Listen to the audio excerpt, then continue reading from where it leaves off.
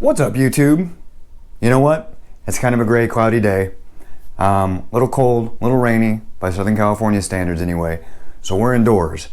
So since we're indoors, I thought it would be a good time to maybe check back in on some of the Sufferfest 4DP results. If you remember, we did that last week. I've done a couple of Sufferfest workouts since then. And I think it's worth talking about the difference between the workouts once you've done 4DP versus FTP.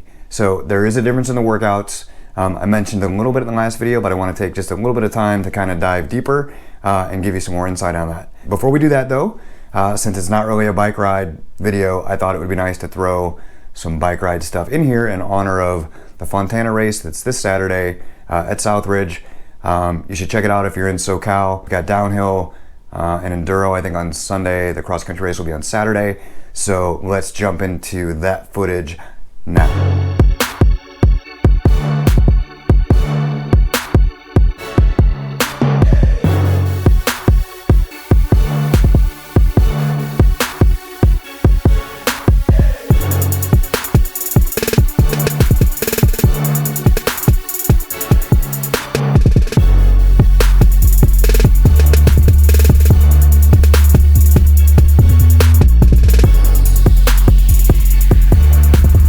Okay, so if that doesn't make you want to race it, I don't know what will, because it's pretty dope, and you should go.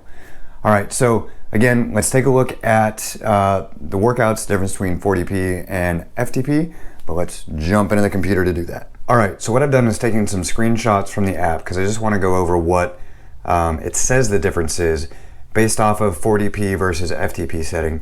If you didn't know, you can go in and you can tell it that you want these workouts based off of 4DP or FTP. Once you've done both tests, you can figure out which way you want to do that. So that's how I got these settings. Anyway, with 4DP, you can see we're showing my 1 minute power, my 5 minute power, my 20 minute power. Based off of those results, we can see that this particular workout, do as you're told, is really focused on the 1 minute power. So that's that, this range up here. If we go and look at what it used to look like before the 4DP profile, we can see that it's much flatter. I don't have those big peaks on the harder efforts. And this is really just based off of my baseline FTP test at the time, which was 230 watts. To look at both of those kind of in real time in terms of overlaying the data and the differences, within this view, well, this dark brownish red goop here is where the workouts actually overlay each other. The bright purple pinkish part, that's the FTP based version of the workout. The green is the 4DP version of the workout. So you can see on these harder efforts, we're really peaking up and driving into that 1 minute power, where I never would have really gotten up into that previously.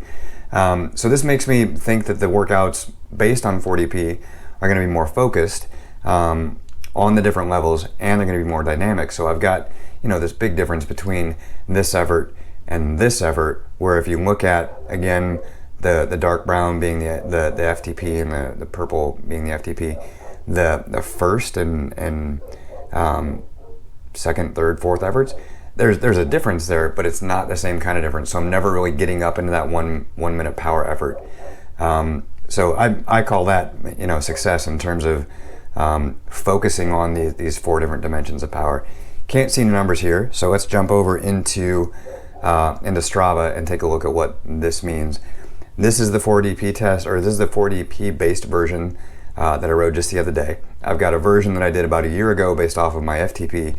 And again, you can see that these numbers they stay fairly flat when you actually get them into Strava. First effort almost doesn't even register, 269 watts at the peak. Second effort, 286. Jump over to the 4DP version.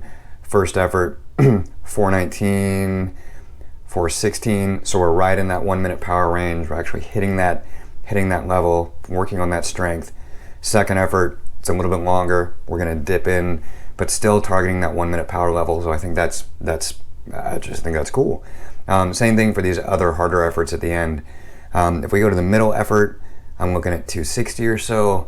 The middle effort on the FTP version, 298. So these were a little higher across the board, especially for the the midline efforts, but if you look at the 5-minute power and the FTP breakdown of the 4-dimensional power, this would be, in my mind, in kind of a gray zone. You wouldn't be focusing on any of those. So again, I just think that the 4DP is more dynamic, more focused. You're getting these higher levels, which honestly, within a lot of the Sufferfest workouts based off FTP, you didn't get these spikes. If we go back over to Photoshop, just to look at that one more time, and let's pay attention this time to the workouts over here on the left. So this is the 4DP version. When I remove this, this is going to be the FTP version. So you can see all of these workouts change based on that 4DP profile. So it really is tailored to your fitness and how you're producing power and all that good stuff, which is really what they're promoting. So I hope this was helpful. I hope this gives you some insight. And let's wrap up the video. All right, so I hope that was informative. Like I said while we were going through it, I think it ends up making the Sufferfest workouts a little bit more dynamic and I guess focused. You can only kind of pick through the workouts now and work on those strengths and weaknesses and know that the workout is going to hit those based off of the test and the work that you've done. So I think that's super valuable. It's something you should definitely check out. I know a lot of people don't like indoor training. Honestly, if it weren't for indoor training, I wouldn't be able to do what I can do, however small that is, on the weekends. It's because of the indoor training that I can go outside and enjoy myself. With my schedule and the other things that have to happen, I can more reliably get on the trainer indoors than I can, especially during the winter, than I can get outside. So it's something you should definitely look into. I know it can totally suck. Things like Sufferfest and a good trainer really help that experience. You don't feel like you're dying for an hour in some vacuum of boredom and death. They're engaging. You can see the benefits. You can track it through your training. It's just worth it. That's all I can say. Let me know if you like this video. Let me know if this kind of thing is more useful than just doing POV mountain bike stuff all the time, or road bike stuff, whichever. So give me a comment. Tell me what you like about it. If you didn't like it, tell me what you didn't like about it. Smash that like button. Please subscribe. Share it off to your friends. Have them subscribe. That would be super dope. Remember to follow me on the other social medias at Eric P. Hansen. Hit me up on Twitter, Instagram, and that's that. Until the next video, which will be the Fontana race. That should drop a little bit after this weekend. We're going to do two things for that, by the way. We're going to have the vlog where I'll kind of walk you through some different things as we get ready for the race, after the race, during the race, all that good stuff. And then I will post up just the lap without the other stuff. So if you wanted to ride indoors and pretend you were in Fontana, you'll have a lap or two to go with by streaming that puppy on YouTube. So thanks. Till next time. Peace.